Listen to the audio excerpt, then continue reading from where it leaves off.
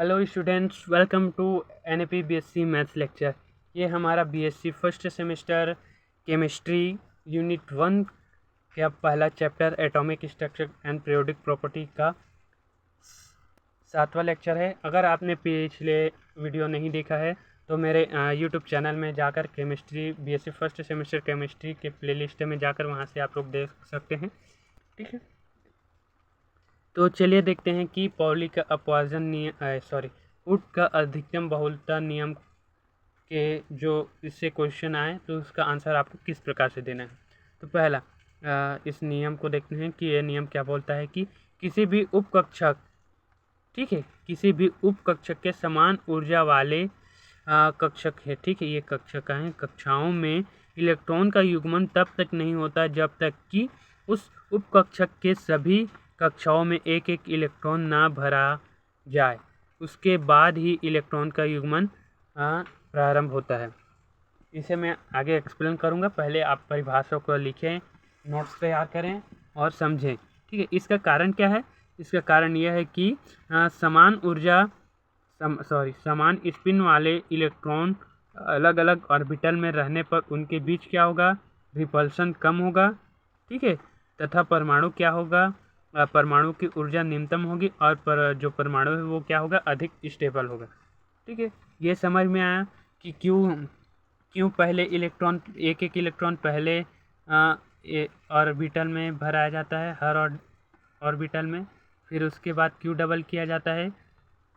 तो इसका कारण है कि जो अगर अलग अलग इलेक्ट्रॉन अलग अलग ऑर्बिटल में रहेंगे तो उनके बीच क्या होगा? रिपल्सन कम होगा। रिपल्सन कम होगा तो परमाणु की ऊर्जा क्या होगी? न्यूनतम होगी। और जब परमाणु की ऊर्जा न्यूनतम होता है तो परमाणु क्या होता है? अधिक स्टेबल होता है।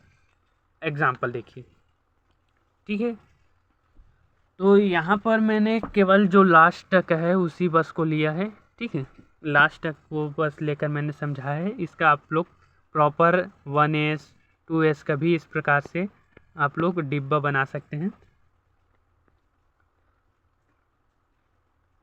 ये 1s का है, ये 2s का और ये 2p का है। ठीक है, तो 1s में 2 इलेक्ट्रॉन इसमें जाएगा 1s में, ठीक है, फिर 2 इलेक्ट्रॉन इसमें जाएगा। ठीक है, अब 2p में इलेक्ट्रॉन ऐसे नहीं भराएगा, पहले इस प्रकार से नहीं भराएगा। ये क्या होगा? रॉन्ग होगा। इलेक्ट्रॉन कैसे भराएगा? पहले एक इलेक्ट्रॉन इस वाले में जाएगा, फिर एक वाले इलेक्ट्रॉन इसमें जाएगा। ठीक है, उसी प्रकार नाइट्रोजन का देखिए। नाइट्रोजन का भी अगर इस प्रकार से मैं इसका डायग्राम बनाऊं, ये 2s है, ये क्या है? 2p।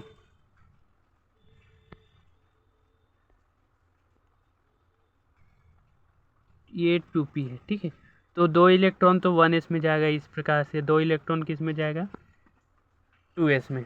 और जो 2p में इलेक्ट्रॉन इस प्रकार से नहीं भराएगा, इस प्रकार से, ये बिल्कुल गलत है। इलेक्ट्रॉन कैसे भराएगा? पहले एक इलेक्ट्रॉन px में जाएगा, फिर आ जाए एक इलेक्ट्रॉन py में जाएगा, फिर इलेक्ट्रॉन किस में जाएगा? pz में जाएगा।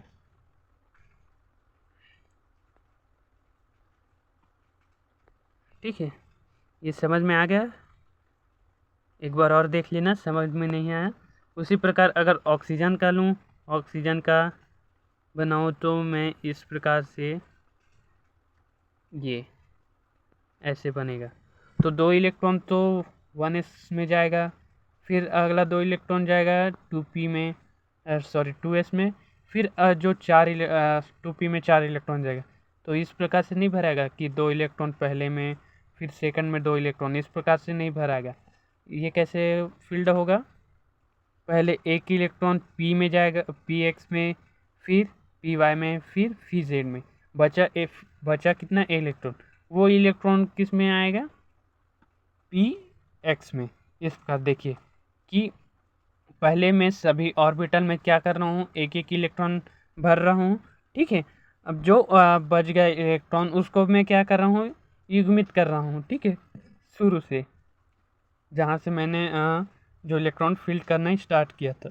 तो इस प्रकार से ये हुड का अधिकतम बहुलता नियम है। ठीक है, कि समान ऊर्जा वाले ऑर्बिटल में पहले एक एक इलेक्ट्रॉन समान स्पिन के साथ भराते हैं, ठीक है, और युग्मन के बाद यानी कि युग्मन बाद में होता है। अब देखिए एक एक इलेक्ट्रॉन ऐसे भराते हैं, तो ऐसे मत भर देना कि सर बोलें कि पहले एक एक कक्षक में यानी कि जो ऑर्बिटल में है उसमें एक एक इलेक्ट्रॉन डाल देते हैं, ठीक है। तो इस प्रकार से फील्ड नहीं करना है, ऐसे ऐसे या फिर ऐसे इलेक्ट्रॉन फील्ड करना, हमेशा एक एक इलेक्ट्रॉन फील्ड करना है, तो इस प्रकार से ही करना, ठीक है, ऐसे। तो ये रहा आपके जो हुड का बहुलता नियम है, ये तो आप लोग जानते होंगे, ठीक है।